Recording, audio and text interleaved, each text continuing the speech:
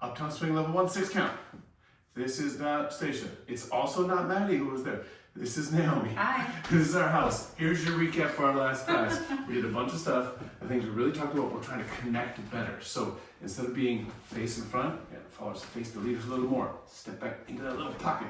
Have a little more space between you all, a little firmness in our arms. And we talked about having this hand go straight down and pat your little thigh, and then you just bend your elbow, plop it there. We want a lot of connection here, like that. If we had that going, then we just talked about doing these basics in a different way.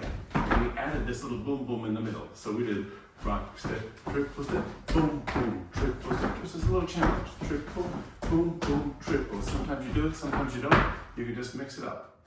After that, we just moved around a little bit with it. Just trying to wander. Just feeling how things go. And then we tried doing another thing where we did a tuck turn. And then when we came back, catch your partner, same boom, boom, boom, boom, send them right back. Boom, boom, send them right back. Or you could do it going all the way through.